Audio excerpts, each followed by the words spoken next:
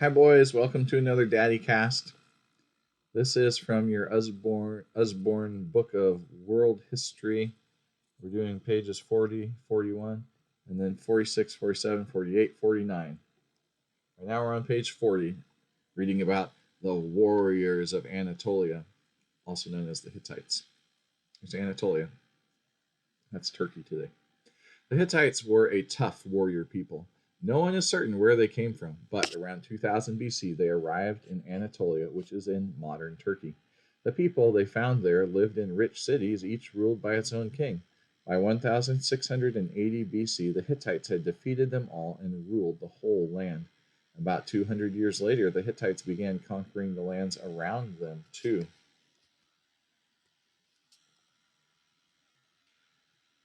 Uh-oh.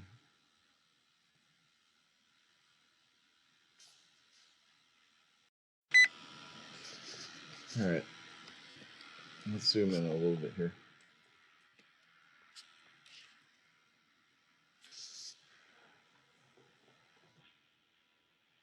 All right, where do we leave off? About 200 years later, the Hittites began conquering the lands around them too and building up an empire. Copper was found in Anatolia. Assyrian copper merchants built this trading post there around 2000 BC. The Hittites later forced out such foreign traders and took over the metal trade themselves. This made them very powerful because everyone needed metal for tools and weapons. Around 1500 BC, the Hittites began trading iron, which is much stronger than copper. This dagger, which belonged to Tutankhamun, the Egyptian pharaoh, has an iron blade, which was probably a gift from the Hittites. So here's a image of a Hittite trading post. It has a kiln for baking clay tablets, because that's what they kept their records on, of transactions and what they bought and sold, like a receipt. Donkeys carrying loads of copper ore. They say we've removed part of this wall so you can see inside. It would be a wall straight across. And some ladders up to the roof.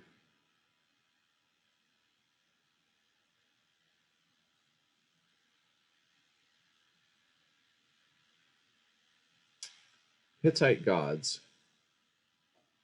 Carvings are here. This rocky gorge was very sacred to the Hittites. They carved pictures of their gods and goddesses into the rock face there. In front are the ruins of the temple. This picture shows some of the gods and goddesses which are carved in the sacred gorge. The chief god was Teshub, who was thought to control the weather. Teshub. Look, they have oxen, people praying, I guess. I don't know what all that's about. All right, moving on to the next page. Hittite cities. The Hittites built massive defenses with huge blocks of stone to guard their cities and palaces. This is part of the wall which surrounded their capital, Hattusas. There's a gateway to the city. No, they had big walls. Hittite warriors. There's a Hittite chariot. The Hittites dug narrow tunnels under their city walls. During a siege, they could dash out and surprise the enemy. Here's the secret passage, and I guess there was rocks. They would move them away and come out and get them. The Hittites' horses were too small to carry riders far. The warriors rode into battle in small chariots pulled by 2 or more horses. Hittite warriors destroyed the Mitanni people and took their land. They also captured part of the Egyptians' empire. Here's a peace treaty.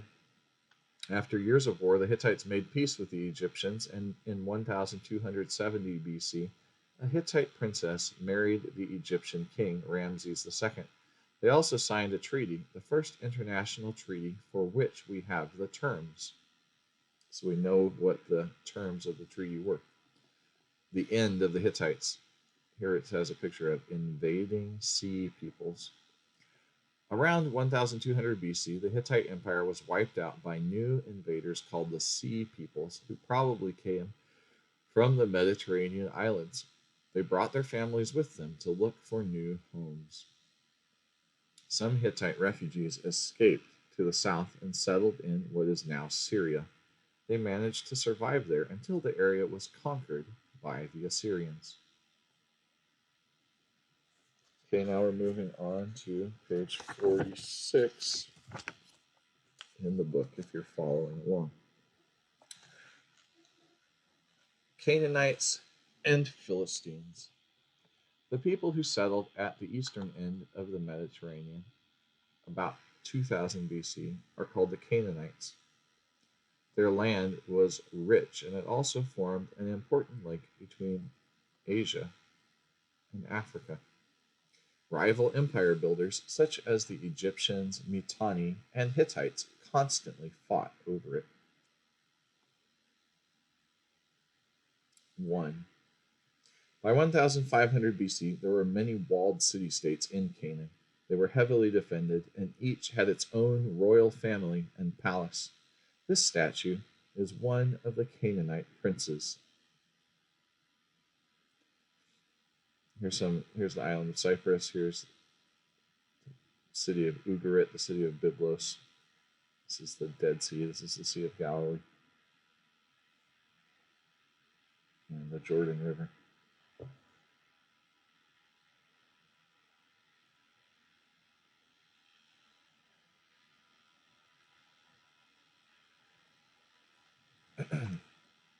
Number 2. Here's a picture of the victorious warrior and the queen congratulating the prince.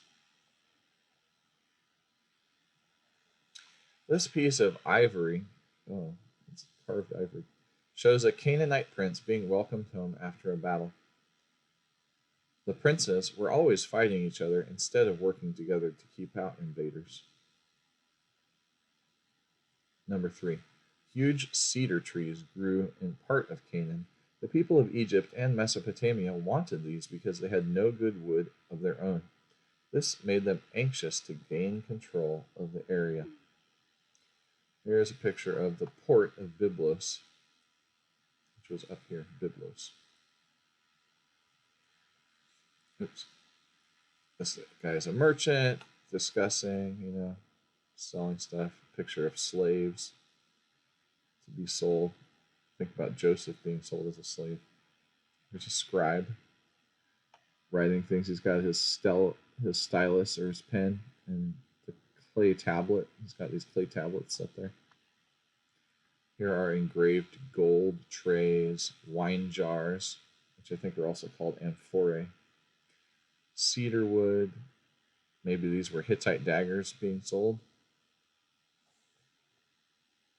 Canaanite craftsmen were very skilled. They made beautiful objects from gold and ivory, which were sold to other countries. Here, a Canaanite merchant is preparing to set out from the great port of Byblos about 1450 BC. He was going to take slaves, wood, wine, gold, and ivory to his best customers, the Egyptians.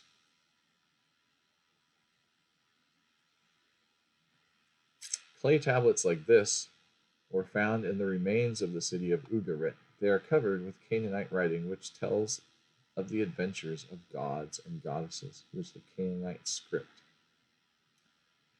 2 of the gods are shown here. The Canaanites believed their gods controlled the weather and made the crops grow.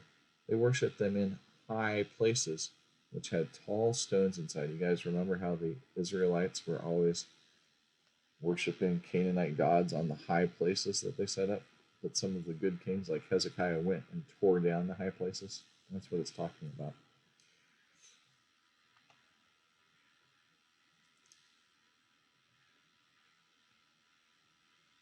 The Sea Peoples invade.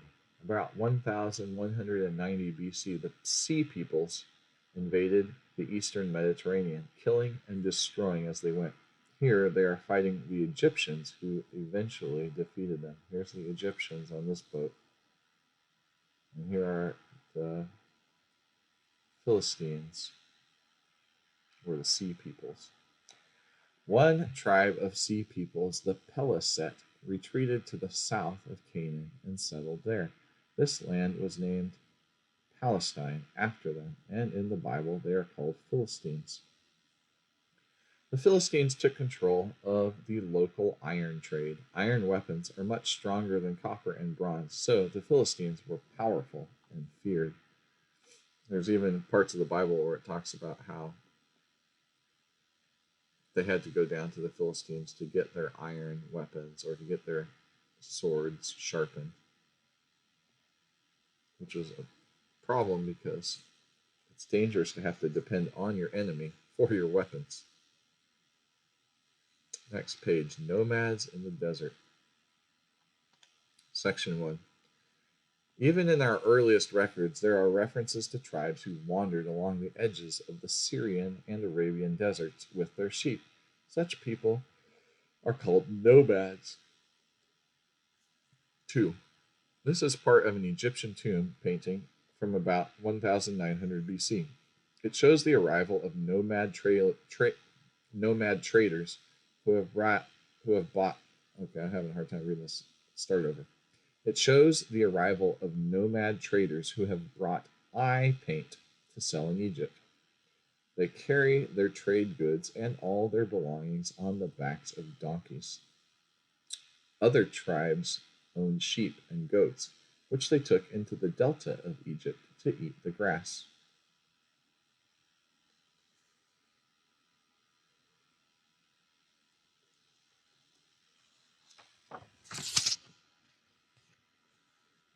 Three. In some places, nomads were able to settle among the farmers, but if too many arrived, the locals drove them away.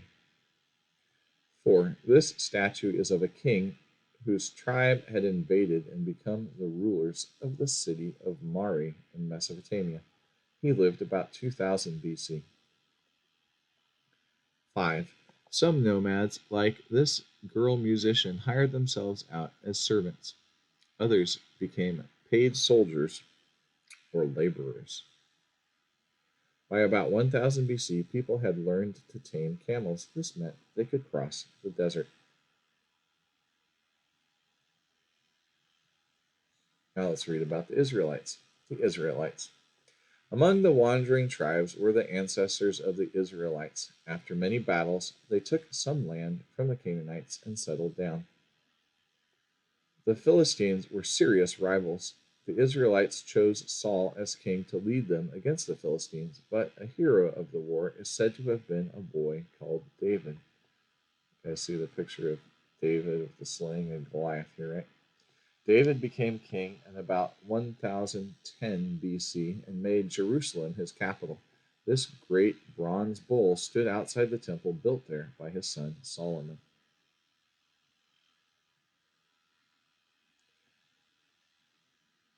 Number 4 here, the map of Israel. Under King Solomon, the Israelites traded widely and grew rich. After Solomon died in 925 BC, the kingdom split into two, Judah and Israel.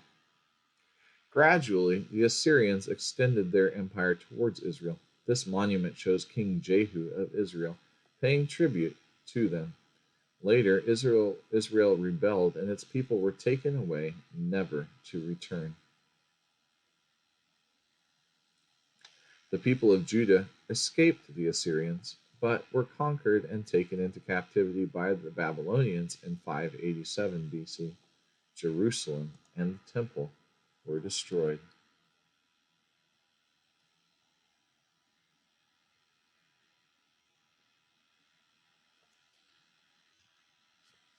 Now let's look at the spread across the pages of Solomon's temple. Solomon's temple. This temple was built in Jerusalem by the Israelite king Solomon. Solomon and his father David were friendly with the Phoenician king Hiram of Tyre. Hiram sent skilled Phoenician craftsmen to Jerusalem to help design and build the temple. It is very similar in plan to earlier temples built by the Canaanites. Inside you can see the cedar wood beams for the roof, the Holy of Holies with the cherubim and the Ark of the Covenant. Wood carvings covered with gold leaf, it says. Here's the altar. Decorations along the walls.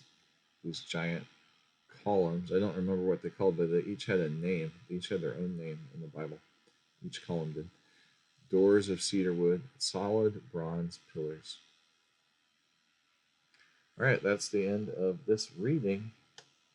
See you guys later.